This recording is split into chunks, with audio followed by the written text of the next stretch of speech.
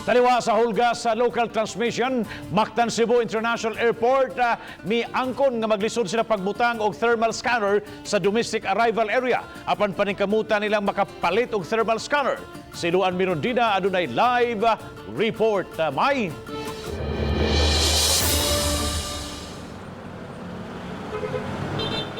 Bob, taliwa ning padayong pagsaka sa gidaghanon sa COVID-19 cases dinhi sa nasod. Ang mga lokal nga kagamhanan mihimo na og mga nagkadaiyang pagpangandam. Apan ang domestic arrival sa Mactan Cebu International Airport hangtod karon wala pay mga thermal scanners.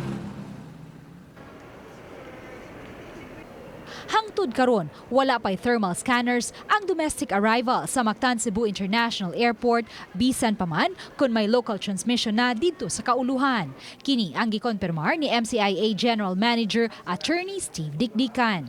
Ang lisod man gud sa domestic is unlike sa international where everybody passes through the same corridor, sa domestic mas open man, no, mas daghang mga entrances ug exits. No, so the difficulty will be how to set it up.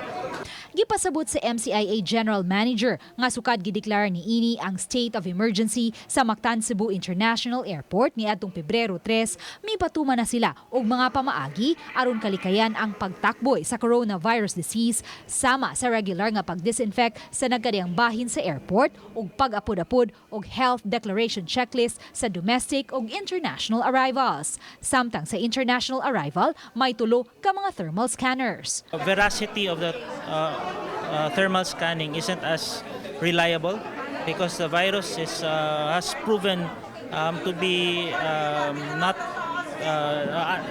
na mga asymptomatic, so dili ma-spot with the thermal scanning. Matod sa MCIA General Manager, misaad man ang GMR Megawide Cebu Airport Corporation nga mopalit sila og thermal scanners alang sa domestic arrival area. Samtang Bob, si Mayor John Ahong Chan sa iyang bahin nagtuo nga bisan pa man kun dili 100% nga reliable ang mga thermal scanners apan at least first line of defense kini pagsuta kung ang usa ka tawo naghambin ba sa COVID-19 case. Busa ila kini nga iyang paningkamutan or karong adlaw mupada siya og suwat ngadto sa labaw sa GMR Megawide Cebu Airport Corporation aron sa pag-follow up sa gisaad ni ini nga mopalit og thermal scanners alang sa domestic arrival sa Mactan Cebu International Airport. Ug so far Bob, mao kanang latest nga atong nahipos gikan dinhi sa gawas. Bob. Thank you so much, Luan Mirondina, sa imong live report.